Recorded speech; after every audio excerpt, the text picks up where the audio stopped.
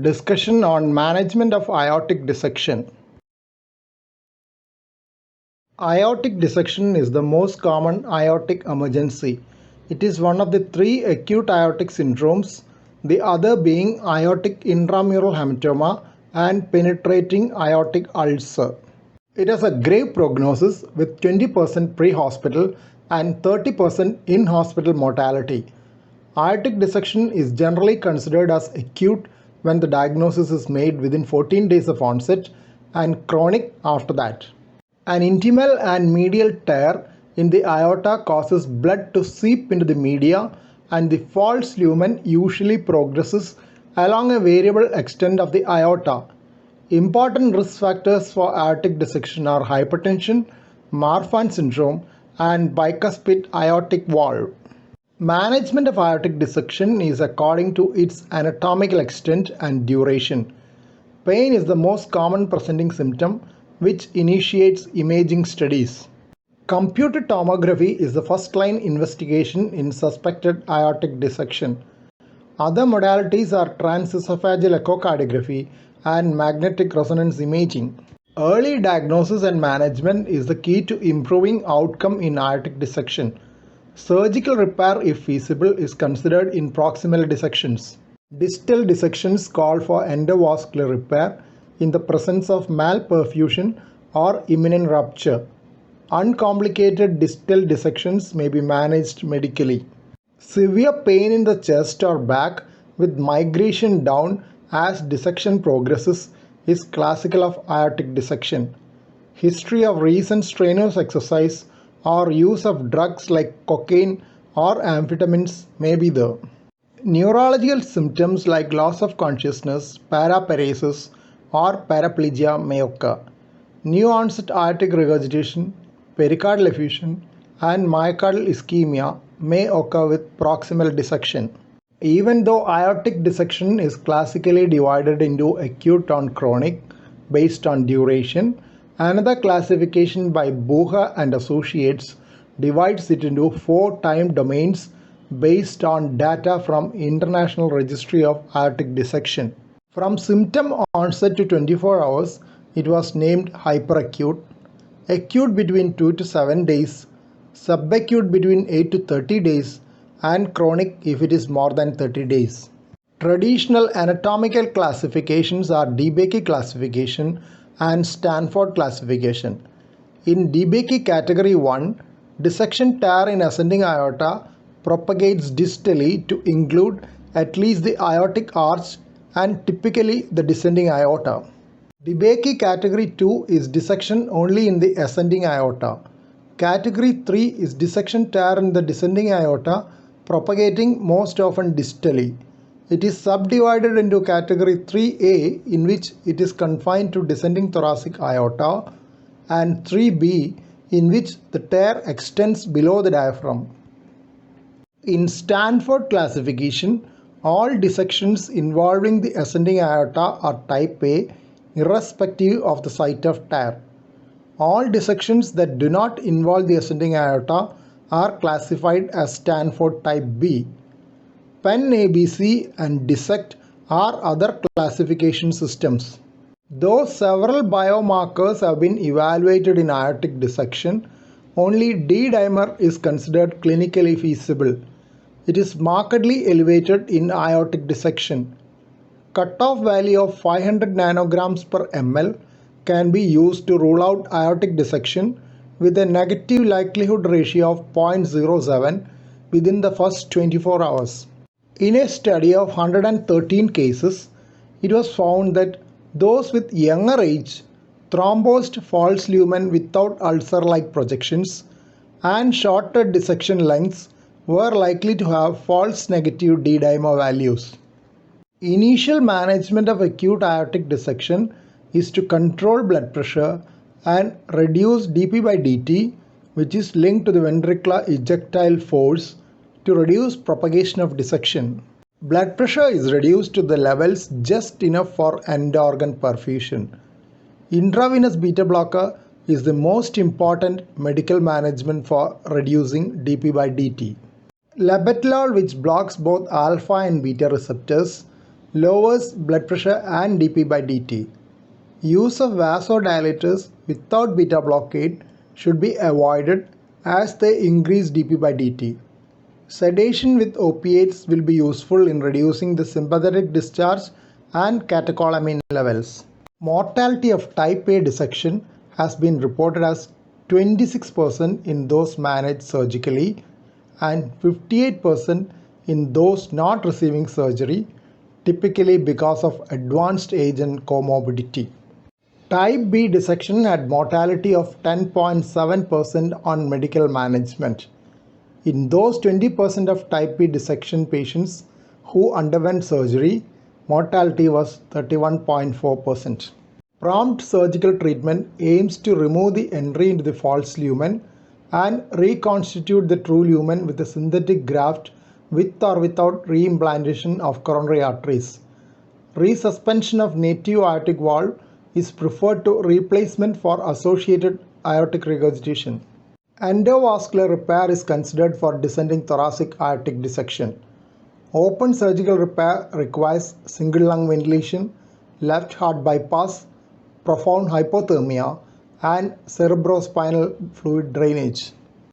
Hence, endovascular repair has a class 1 indication in type B dissection. For type A dissection, though endovascular repair is technically feasible in some cases, surgical repair is the standard option.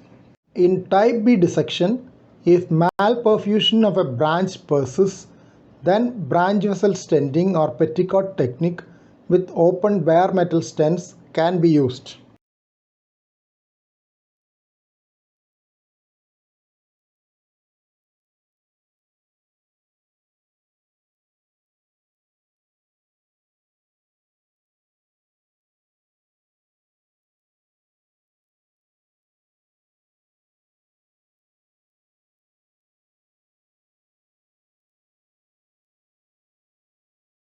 Jones criteria for the diagnosis of acute rheumatic fever was first published in 1944.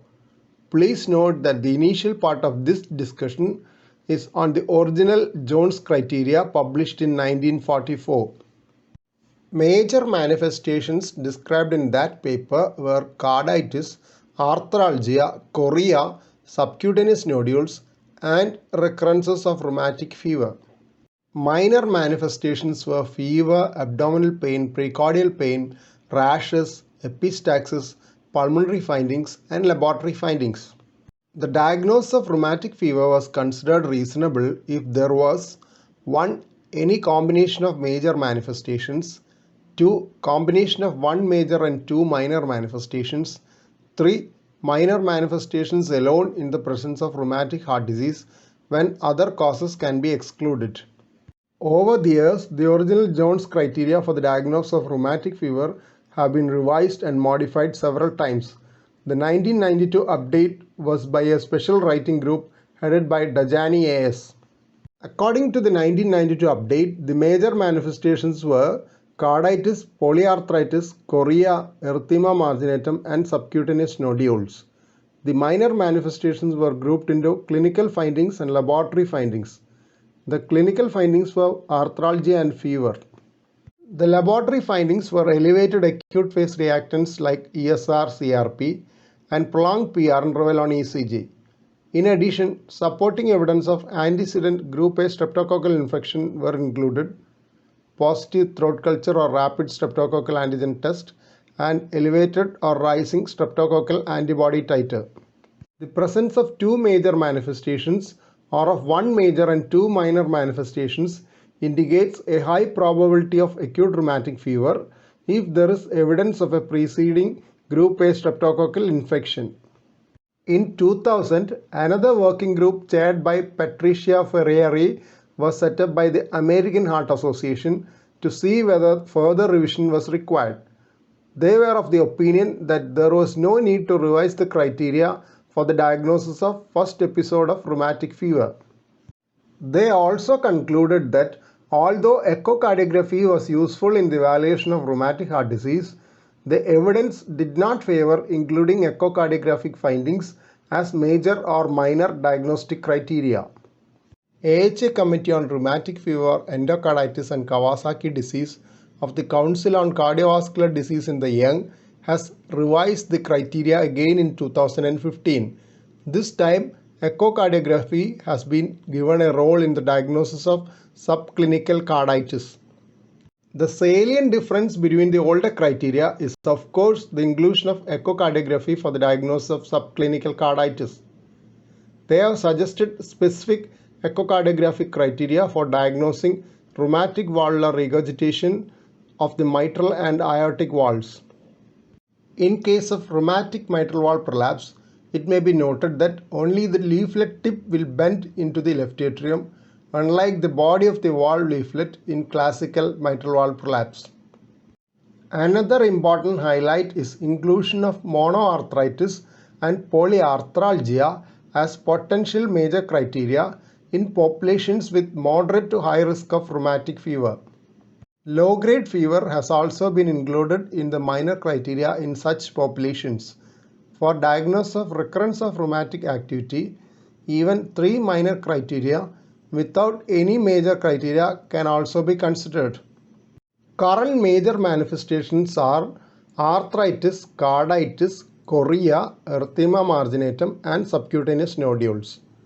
Minor manifestations are fever, raised acute phase reactants, prolonged PR interval on ECG, and past history of rheumatic fever or rheumatic heart disease. Evidence of recent streptococcal infection is rather a mandatory criterion along with the above criteria. Exceptions to this rule include chorea, which may be the only manifestation of rheumatic fever, and chronic indolent carditis. Chronic rheumatic carditis has an insidious onset and slow progression.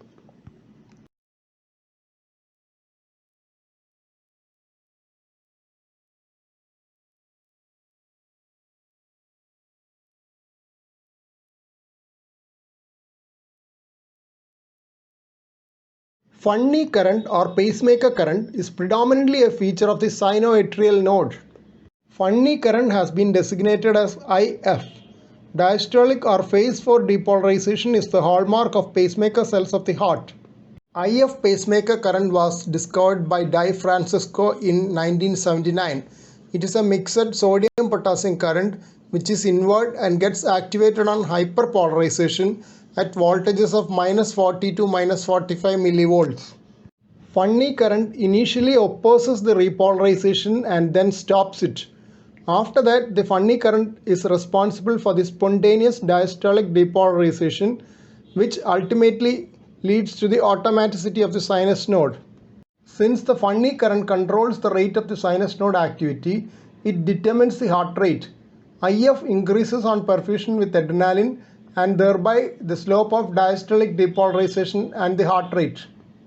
Same effect is noted with beta adrenergic stimulation, the effect of which is cyclic AMP mediated. In addition to the diastolic voltage, the funny current activation is also dependent on cyclic AMP and hence can be modulated by the autonomic nervous system. Parasympathetic stimulation, which has the opposite effect of beta adrenergic stimulation, can inhibit the funny current. This would explain the sinus bradycardia associated with vagotonia. Hyperpolarization activated cyclic nucleotide channel mediates the funny current. 4 types of HCN channels, HCN 1 to 4, are known at present. HCN 4 mutations have been implicated in sinus node dysfunction. A word about funny current inhibitors. Though the pacemaker current has been described over 40 years back, it has come into attention recently due to the availability of selective IF current blockers like ivabradine, a pure sinus node inhibitor without any other hemodynamic effect. Satibradine and silobradine are 2 analogues. A similar IH current has been described in different types of neurons. Funny current and biological pacemaker. IF current has been targeted in the development of a biological pacemaker. In experimental studies, an adenoviral reconstruct including HCN2 was injected under fluoroscopic control into canine left bundle branch. During vagal stimulation, this ventricular biological pacemaker provided escape rhythm which was faster than in those without it.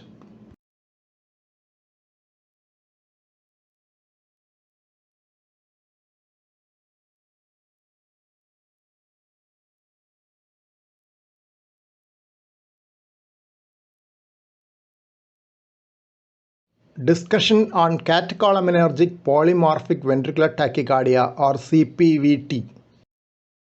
Catecholaminergic polymorphic ventricular tachycardia is a potentially life-threatening cardiac channelopathy with propensity for polymorphic, typically bidirectional ventricular tachycardia with exercise or emotional stress. Various genotypes of CPVT have been described ranging from CPVT1 to CPVT5 as per the online Mendelian Inheritance in Man database. The first one to be described was CPVT1 with mutation in cardiac ryanodine receptor. A review on CPVT was published by us in Heart Rhythm in 2005. The gene responsible for CPVT1 is located on chromosome 1. It is a mutation in the cardiac ryanodine receptor gene. The inheritance pattern of CPVT1 is autosomal dominant. CPVT2 is caused by mutation in the calsequestrin 2 located on chromosome 1. Autosomal recessive pattern of inheritance has been noted with CPVT2. CPVT3 has been mapped to chromosome 7. It is an early onset lethal form of CPVT. Mutations have been documented in the TCRL gene. The gene responsible for CPVT4 is located on chromosome 1 and it is the calmodulin gene CALM1. It is inherited in an autosomal dominant pattern. CPVT5 is caused by triadin gene mutations located on chromosome 6. The disorder can occur with or without associated muscle weakness. CPVT5 is also transmitted in an autosomal recessive pattern. Triadin is a protein of the calcium release complex. CPVT is initiated by conditions which increase catecholamine levels like exercise, emotional stress, or isoproterenol infusion. In its classical form, bidirectional ventricular tachycardia appears during exercise and disappears on rest in a rate-dependent fashion. The onset is mostly in childhood and most cases respond to adequate doses of beta blockers, which is the sheet anchor of therapy. Some cases which do not respond well to beta blockers may need implantation of an implantable cardioverter defibrillator. But the ICD shock itself may trigger off an electrical storm due to the associated stress. Hence, patients implanted with an ICD should also be given beta blockers to prevent such episodes. Another option for reducing the number of shocks and the consequent electrical storms is programming a longer detection interval. This will avoid shocks being given for self-limited episodes of ventricular tachycardia, but has the potential to delay treatment in case of ventricular fibrillation.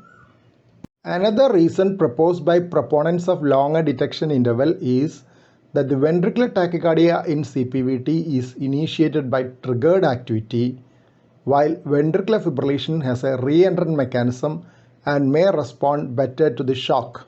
Estimated mortality of untreated cases ranges from 30 to 50% before the age of 20 to 30 years according to family studies. About 30% become symptomatic by the age of 10 and 80% by the age of 40 years according to one report. It may be noted that CPVT cannot be diagnosed by a resting ECG alone. Even though exercise testing is the most important investigation in a suspected CPVT, up to 1/5 of them may not develop ventricular ectopy during an exercise stress test. Sometimes CPVT may be misdiagnosed as long QT1 with a normal QT, which can occur in long QT1 during certain periods of time. But genetic testing is certainly useful in differentiating the two. A Pediatric and Congenital Electrophysiology Society multi-center retrospective cohort study of CPVT patients diagnosed before the age of 19 years and their first-degree relatives has been published. Genetic testing was done in 194 of the 236 subjects in the study during a follow-up period ranging from 1.4 to 5.3 years.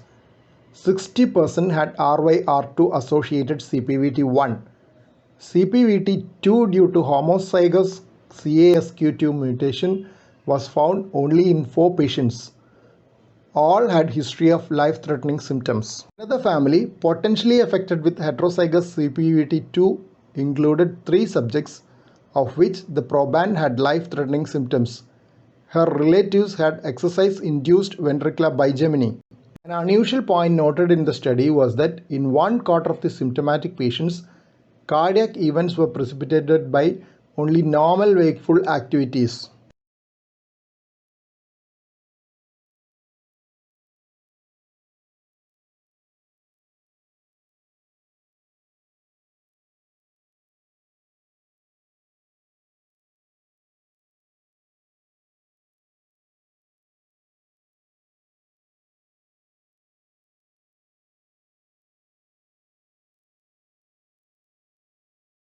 Discussion on cardiac pacemakers. X-ray chest PA view showing a single chamber pacemaker with lead and an aortic prosthetic valve. The pulse generator of the pacemaker can be seen below the side marker. The pacemaker lead can be seen starting from the pacemaker header where it has been screwed in. A redundant part of the lead has been coiled within the pulse generator pocket subcutaneously, as is the usual practice during pacemaker implantation. The lead can be seen coursing through the subclavian vein into the superior vena cava and to the right atrium. Distal end of the pacemaker lead can be seen to the right of the spine near the left hemidiaphragm. The fact that the lead has crossed the midline in a PA view indicates that it has crossed the tricuspid valve, which usually overlies the spine in this view. Permanent right ventricular pacing leads are often placed at the right ventricular apex, which is technically easier. Several implanters now consider a position in the right ventricular outflow tract as more physiological. While pacing the right ventricular outflow tract, a screw-in lead is needed to retain the position. Special lead stylets are available to negotiate the lead tip to the right ventricular outflow tract. Position in RVOT should be posteriorly in the septal aspect, avoiding the free wall of RVOT to achieve the objective of early entry of signal into the conduction system. Early entry of signal into the conduction system will reduce dyssynchrony, which has been considered as a downside of right ventricular apical pacing. Close scrutiny of the pacemaker lead tip can identify 2 electrodes, one at the tip and one a little proximal to that. It needs a higher resolution photograph with more penetration or ideally a fluoroscopic imaging to bring out the details of the lead tip well. This X-ray also shows a Starr-Edwards aortic mechanical prosthetic valve and sternal suture wires. The aortic position of the valve can be identified by the upward direction of the cage.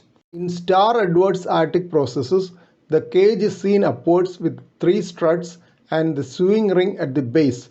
This contrasts with the mitral processes, which has 4 struts for the cage and the cage is directed downwards towards the left ventricular apex.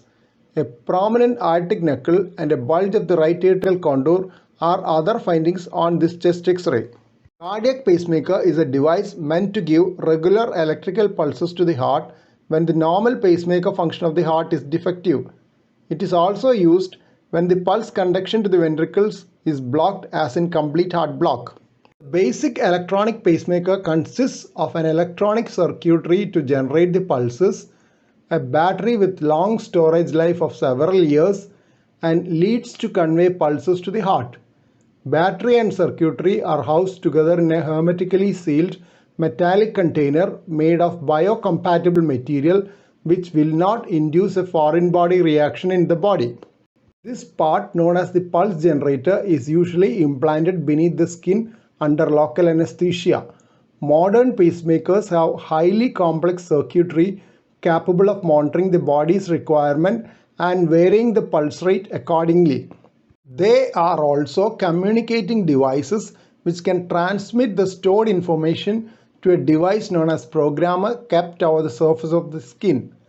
Programmer can interrogate the pacemaker to retrieve important information regarding pacemaker function and malfunction. Latest programmers can send the data to a server over the internet, making it feasible for the specialized physician to evaluate complex pacemaker function sitting in another country or continent. The pacemaker lead is a passive component which transmit the pulses to the heart and receives the heart signals for the pacemaker to analyze. The current day demand pacemakers will sense the heart's intrinsic activity and give pulses only when they are not present. There are pacemakers available which can pace 1, 2 or 3 chambers of the heart. They are known as single chamber, dual chamber and biventricular pacemakers respectively. X-ray chest PA view demonstrating dual chamber pacemaker with leads in situ. Tip of the atrial lead is seen in the right atrial appendage location. It is a J-shaped lead which is preformed to reach the right atrial appendage. The ventricular lead tip is seen in the region of the right ventricular apex and appears to be a screw-in lead. The dual chamber pacemaker pulse generator is seen in the left infraclavicular region. The leads are seen traversing the left subclavian into the left brachiocephalic vein to the superior vena cava and then to the right atrium and right ventricle. Dual chamber pacemakers are able to provide multiple modalities of pacing. The atrial lead senses the atrial electrogram if present and triggers the ventricular channel after the programmed atrioventricular delay. This ensures atrial health for ventricular filling and improves cardiac output. Electronic circuitry of the pacemaker can interact with electromagnetic radiation. Keep away from sources of heavy electromagnetic radiation like a powerful radio transmitter. Most other day-to-day devices can be used with certain precautions. Theft detection devices can also cause electromagnetic interference. Mobile phones can be used at a distance. The usual recommendation is to keep it on the opposite ear depending on which side the device has been implanted. Those with implanted devices are given an identification card which can be shown at airport and other similar locations where electromagnetic devices are likely to be used for security check. MRI in pacemaker patients was generally regarded as contraindicated till recently because of potential interactions between the electromagnetic field and the device. Important aspects to be considered are as follows. 1. Local tissue heating. Device leads pick up energy and transfers it to the cells, causing rise of temperature. 2. Arrhythmia induction. Abnormal heart rhythms can originate due to the interference of device function. 3. Malfunction of device software and hardware due to interference by the magnetic field. 4. Artifacts due to the presence of the device in the image, decreasing the diagnostic accuracy of magnetic resonance imaging. Newer MRI conditional devices enable better imaging on following certain preset criteria and precautions. MRI is undertaken in pacemaker patients only if the estimated benefit far exceeds the potential risks and equivalent information is not obtainable by other imaging modalities like ultrasound or computer tomography.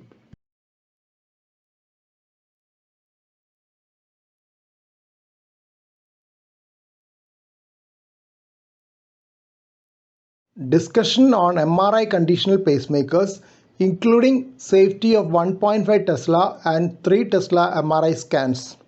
Conventionally, MRI is contraindicated in those with implanted pacemakers due to possibility of electromagnetic interference with pacemaker function.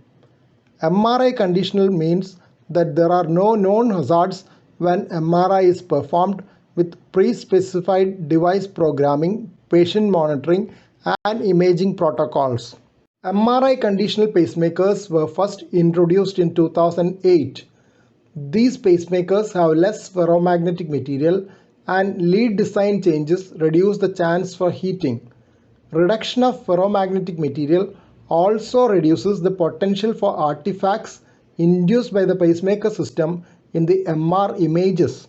The winding pattern of the filament of inner lead coil and geometric design of the leads have been changed to avoid resonance at the MR signal frequency to avoid heating. It may be noted that MRI conditional devices should be connected to MRI conditional leads only. Otherwise, the system will not be MRI conditional. Reed switch is replaced by a solid state Hall effect sensor which perform better within the MR console by avoiding unpredictable reed switch behavior. Reed switch behavior will vary with the strength of the magnetic field and the orientation of the reed switch in the field. Easily programmable MRI mode is available in these devices.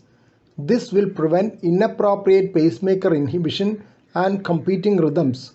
These devices have special circuitry to prevent damage to internal power supply when exposed to MRI signals. ASTM standard F2503 for making medical devices and other items for safety in the magnetic resonance environment. From the left to right, the symbols for MR safe, MR unsafe, and MR conditionally safe. Wilkoff and colleagues in a prospective randomized controlled worldwide clinical trial evaluated the safety and effectiveness of MRI conditional pacemakers in 464 patients. Patients were randomized to undergo MRI scan between 9 to 12 weeks after implantation of specially designed dual-chamber pacemaker and leads. MRI was done at 1.5 Tesla and patients were monitored for arrhythmias, symptoms and pacemaker function. Brain and lumbar MRI sequences were obtained. No complications related to MRI occurred during or after the scan. Pro-MRI Phase B study was a multi-center prospective non-randomized study to evaluate the clinical safety of the Biotronik Pro-MRI pacemaker system in patients undergoing thoracic spine and cardiac MRI. The study enrolled 245 patients with stable baseline pacing. 216 patients completed the MRI scan and 1 month follow-up. One adverse event possibly related to the implanted system and MRI procedure occurred. The serious adverse device effect-free rate was 99.6%. Real-world data of 4-year prospective follow-up in 2,629 patients with MRI conditional pacemaker system has been published by Williamson and Associates. 526 patients underwent 872 clinically indicated MRI scans, including 58 thoracic scans. No MRI-related complications occurred during or after MRI. 6 MRI-related observations were reported, which included atrial fibrillation, increase in pacing capture threshold, and chest symptoms. 171 patients underwent 2 or more scans with no cumulative increase in pacing capture threshold. MRI using 3 Tesla devices has been reported by Ning and colleagues. 20 patients with MRI conditional pacemakers underwent 23 MRI scans of different regions of the body, including brain, lumbar spine, cervical spine, and heart. Standardized protocol was developed by cardiologists, pacemaker engineers, and radiologists. No adverse events were detected and image quality was grade 1 in 16 patients. Artifacts of pulse generators and leads in cardiac MRI scan caused grade 2 quality in 4 patients without any impact on diagnostic value. Here are the first set of journal references on MRI conditional pacemakers.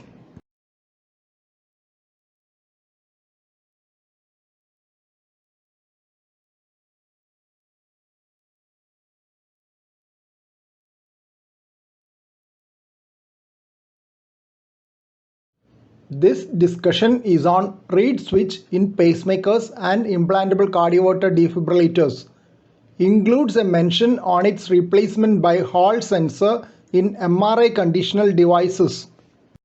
Reed switch is used to activate the magnet mode in pacemaker or implantable cardioverter defibrillator. It is basically a collection of 2 strips of magnetic material enclosed in a glass capsule.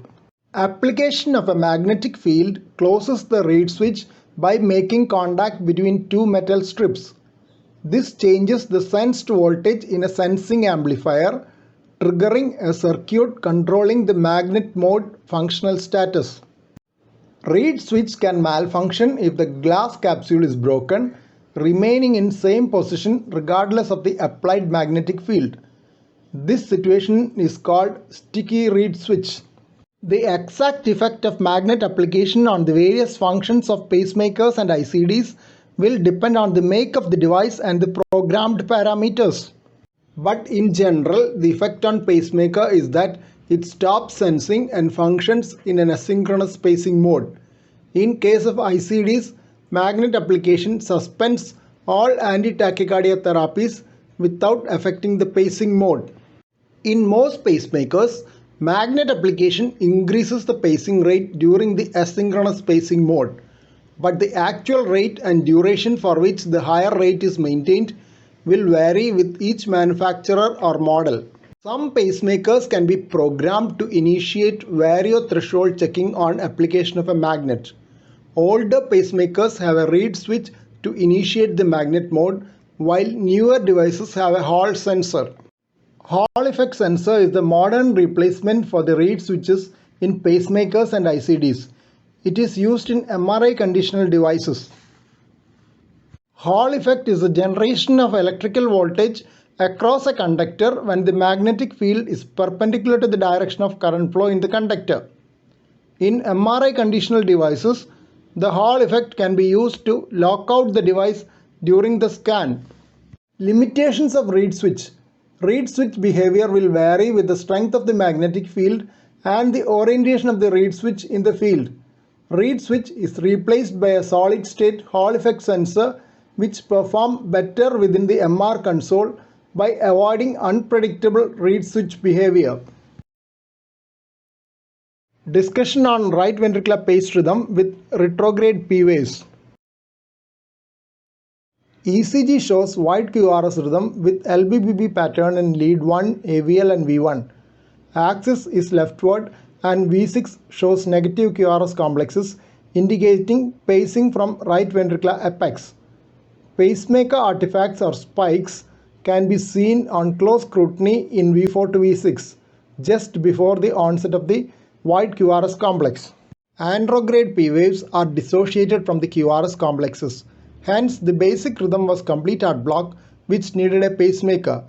Retrograde P waves marked as P prime are seen after the paced QRS complex in lead 2 rhythm strip with a reasonable retrograde conduction time. This is an interesting situation in that andrograde complete heart block coexists in the presence of fairly intact retrograde ventriculoatrial conduction. Here the retrograde P waves are negative in inferior leads, suggesting retrograde activation of the atrium. Negative P waves in V6 due to retrograde conduction during right ventricular pacing has been reported by Venkataraman K. Though usually negative P waves in V6 signifies activation starting from left atrium, that is left atrial rhythm. In single chamber pacemakers, retrograde P waves can cause reverse atrial kick as the atrial contraction occurs during ventricular systole, leading to regular Cannon waves. But in dual chamber pacemaker, retrograde conduction can lead on to pacemaker mediated tachycardia. Pacemaker mediated tachycardia can be prevented by programming the post-ventricular atrial refractory period or PVARP beyond the time of occurrence of the retrograde P wave. Pacemaker mediated tachycardia or endless loop tachycardia occurs because the retrograde P wave is detected by the atrial circuit of the pacemaker and triggers a ventricular pacing after the programmed AV delay. This ventricular pace beat can again be conducted back into the atrium, forming a circus phenomenon. Programming PVARP makes the atrial circuit refractory when the retrograde P wave arrives and prevents triggering of ventricular pacing and hence the endless loop tachycardia.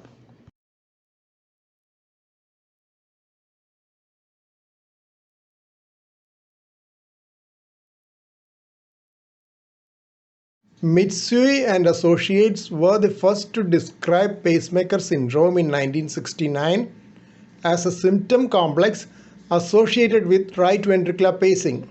In general, pacemaker syndrome is due to a loss of AV synchrony and it is relieved by AV sequential pacing. But of late, the role of VV synchrony has also been highlighted so that efforts to minimize right ventricular pacing has been promoted. Patients with pacemaker syndrome may present with exertional dyspnea hypotension, near syncope, or even syncope. Syncope occurs in the setting of a drop of systolic blood pressure more than 20 millimeters of mercury at the onset of ventricular pacing. Easy fatigability, sensation of fullness and pulsation in the head and neck are also features of the pacemaker syndrome. When an intact VA conduction is present, the pacemaker syndrome may be more severe due to the reverse atrial kick associated with every cardiac cycle. Venous pressure elevation as a result of atrial contraction against a closed AV valve causes reflex peripheral vasodilatation and hypotension by stimulating the vagal efferents. The reported incidence of pacemaker syndrome varies widely. In those trials in which a dual chamber pacemaker was implanted and programmed to single chamber mode for the study purpose, the changeover rates to dual chamber mode for suspected pacemaker syndrome was high.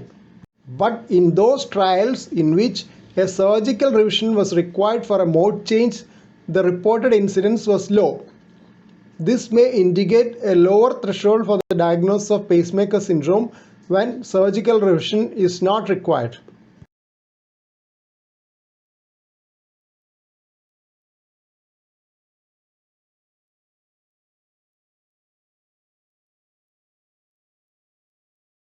Discussion on the role of positron emission tomography in cardiology.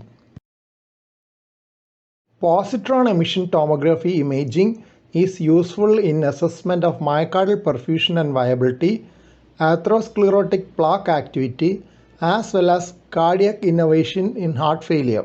PET is also useful in prosthetic valve endocarditis, endocarditis associated with cardiac implantable electronic devices, infiltrative cardiomyopathy, aortic stenosis, and cardio-oncology.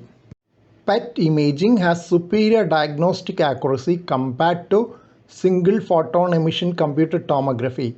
It has improved spatial and temporal resolution and can measure regional blood flow and has less radiation. In PET, high energy gamma rays of 511 kilo electron volts are emitted at 180 degrees during annihilation of positron and electron. This compares with 140 kilo electron volt for technetium. The high energy gamma rays are absorbed by the detectors, giving better resolution images. The radiation exposure of PET was reported as 6 millisieverts versus 11.6 millisieverts for SPECT. A meta-analysis compared rubidium-82 PET with SPECT regarding the detection of obstructive CAD.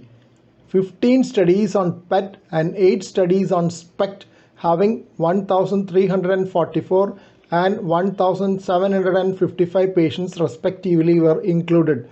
They concluded that rubidium-82 PET is accurate for the detection of obstructive coronary artery disease and is superior to SPECT.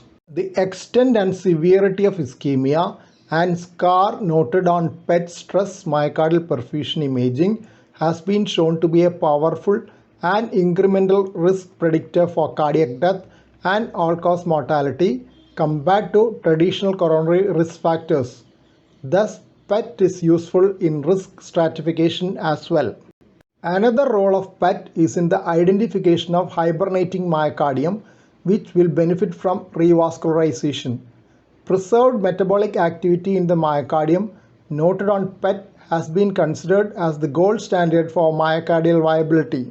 61 patients with regional wall motion abnormality underwent PET before revascularization. 43 patients who had successful revascularization were included in a study. Patients underwent rest stress N13 ammonia perfusion scans and FDG scans at rest in a fasting state. FDG PET had best predictive value for improvement in wall motion abnormality after revascularization. N13 ammonia PET was useful in predicting non-reversible myocardial scarring when it shows severe hypoperfusion at rest or hypoperfusion without stress-induced ischemia. In prosthetic valve endocarditis, acoustic shadowing by the prosthetic valve makes detection of small vegetations in endocarditis difficult. In a study of 72 patients with suspected prosthetic valve endocarditis, 36 had abnormal FDG uptake around the site of the prosthetic valve. This increased the sensitivity of modified Duke criteria at admission from 70% to 97%. FDG is able to identify inflammatory and infectious processes by measuring the metabolic tissue activity. Authors suggested adding FDG uptake around the prosthetic valve as major criterion for the diagnosis of prosthetic valve endocarditis. Similar role for PET has been established in CIED-associated infections. In a study, 32 of the 42 patients with suspected CIED infection had positive PET-CT. 24 of them underwent extraction with excellent correlation. 6 patients were treated as superficial infection and had clinical resolution. In one patient, positive PET-CT with negative leukocyte scan was considered as false positive due to Dacron pouch. Remaining 10 patients with negative PET-CT were treated with antibiotics and none had relapse over a mean follow-up period of 12.9 months. PET is also useful in the evaluation of cardiac sarcoidosis. In a study, 118 patients were evaluated with FDG PET to assess inflammation and rubidium-82 PET to assess perfusion defects following a high-fat, low-carbohydrate diet to suppress normal myocardial glucose uptake. The presence of focal perfusion defect and FDG uptake on PET identified patients at higher risk of death or ventricular tachycardia in the study. Pittsburgh B compound PET in patients with light chain cardiac amyloidosis has shown that it indicates the degree of amyloid deposit and is an independent predictor of clinical outcome. Fluorine-18 sodium fluoride PET may be useful for disease monitoring and localizing amyloid deposition in transthyretin amyloidosis. FDG PET-CT can measure disease activity and progression in aortic stenosis. PET can measure valvular calcification and inflammation in aortic stenosis. These are assessed using fluorine-18 sodium fluoride and FDG PET. Correlation with disease severity was strongest for fluorine-18 sodium fluoride PET. PET has application in cardio-oncology as well. Presence of uptake in the right ventricular wall in PET-CT after therapy with anthracycline or trastuzumab in breast cancer patients were associated with cardiotoxicity. Thus, oncologic FDG PET-CT scans provide information on tumor response and therapy-induced cardiotoxicity.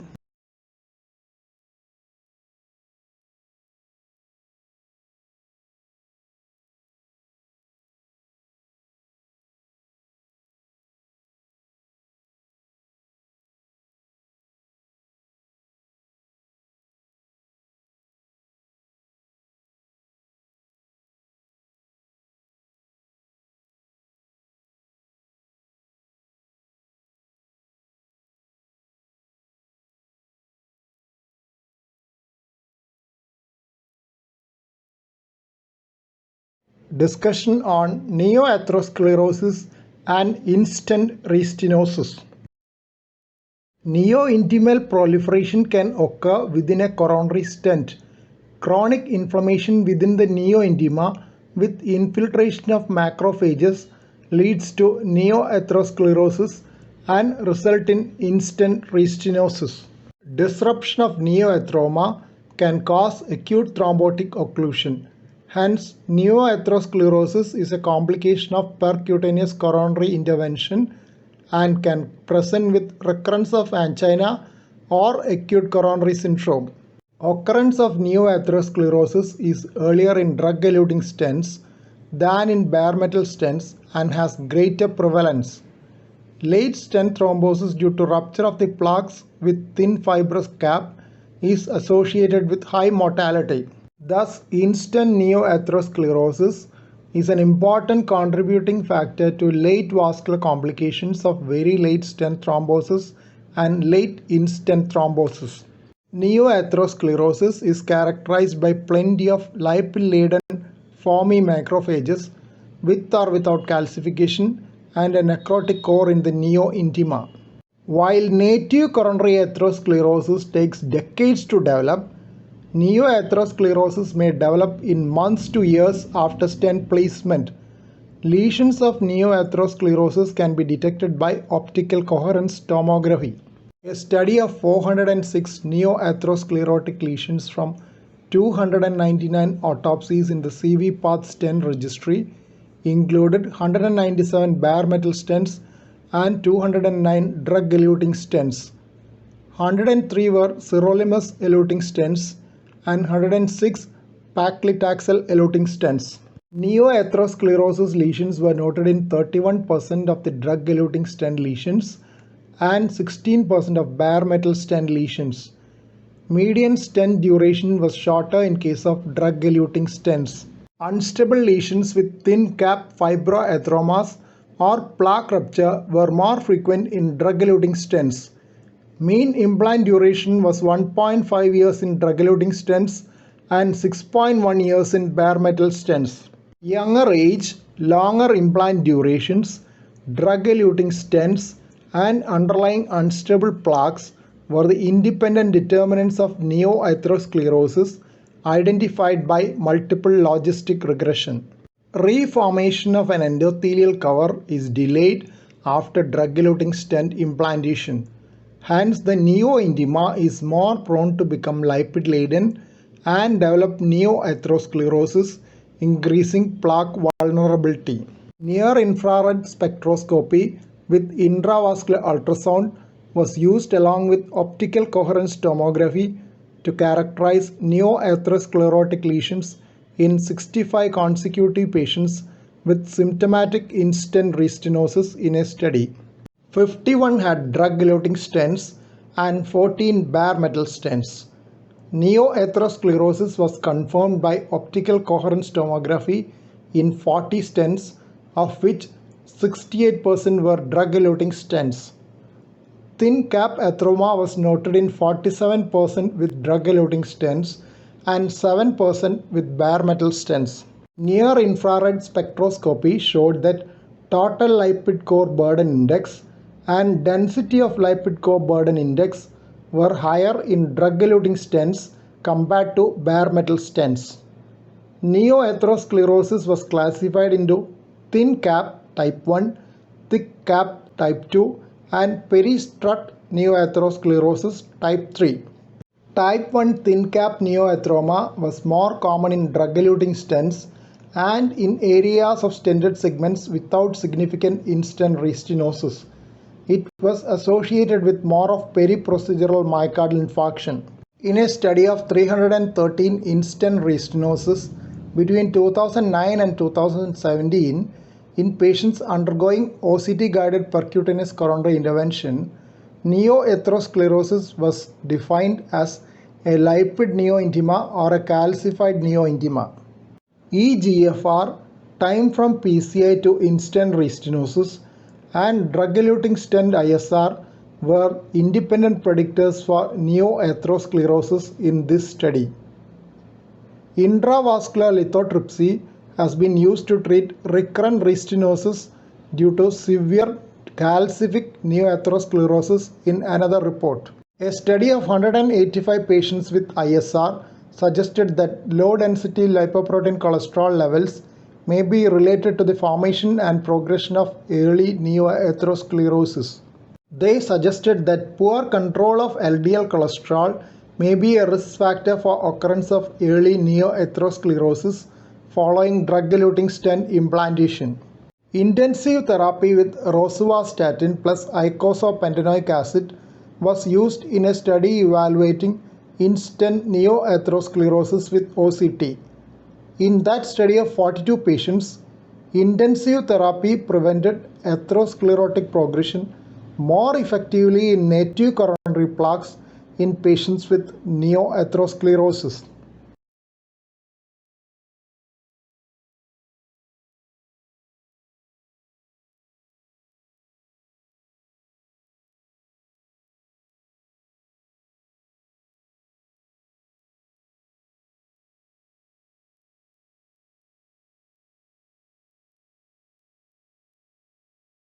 Discussion on health effects of partial hydrogenation of vegetable oils. Partially hydrogenated vegetable oils contain trans fatty acids which are different from the natural fatty acids in vegetable oils and animal fat. Fatty acids in partially hydrogenated vegetable oils are 14 cis and trans isomers of octadecanoic and octadecadenoic acids that are formed during hydrogenation. Trans fatty acids cause inflammation and calcification of arterial walls. They also inhibit cyclooxygenase needed for conversion of arachidonic acid to prostacyclin, a compound beneficial for the vascular tree. There are reformulations of hydrogenated fat containing the essential fatty acid linoleic acid, which gets converted to arachidonic acid. When trans fat content goes up and linoleic acid content goes down, mortality rate rises as per epidemiological data. Hydrogenation of vegetable oils were innovated for increasing the shelf life. It is common knowledge that vegetable oils can become rancid on storage. This is tided over by hydrogenation and hence the shelf life increases. But trans fatty acids seen in partially hydrogenated vegetable oils have been shown to damage pancreatic beta cells and increase insulin resistance in animal studies. Trans fatty acids cannot be fully eliminated from diet as they are also present in meat and dairy products of ruminant animals. Industrial trans fatty acids promote inflammation, whereas cis unsaturated fatty acids are protective against inflammation. Industrial fatty acids also promote fat storage in the liver compared with cis unsaturated fatty acids and saturated fatty acids. In vitro studies have shown that industrial trans fatty acids but not cis unsaturated fatty acids or saturated fatty acids stimulate the cholesterol synthesis pathway by activating sterol regulatory element binding protein 2 mediated gene regulation. A meta-analysis checked effects of replacement of partially hydrogenated vegetable oils with alternative fats and oils on coronary heart disease. 1% replacement of trans fatty acids with saturated fatty acid, monounsaturated fatty acids or polyunsaturated fatty acids decreased total cholesterol by high density lipoprotein cholesterol ratio by 0.31, 0.54 and 0.67 respectively. The replacement with animal fats and vegetable oils could reduce the estimate risk by 65 to 80% and 50% respectively.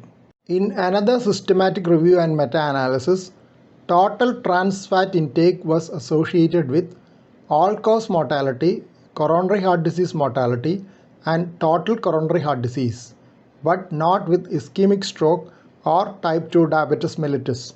This was contributed mainly by industrial but not ruminant trans fat, as industrial trans fat was associated with coronary heart disease mortality and coronary heart disease. Ruminant trans palmitoic acid was inversely associated with type 2 diabetes mellitus. Industrial trans fat is produced by partial hydrogenation of vegetable oils in the presence of metal catalyst, vacuum and high heat. Ruminant animals biohydrogenate unsaturated fatty acids via bacterial enzymes, but ruminant derived trans fat consumption is relatively low in most populations. Another review mentioned that 2% absolute increase in energy intake from trans fat has been associated with 23% increase in cardiovascular risk. They can increase blood levels of low density lipoprotein cholesterol.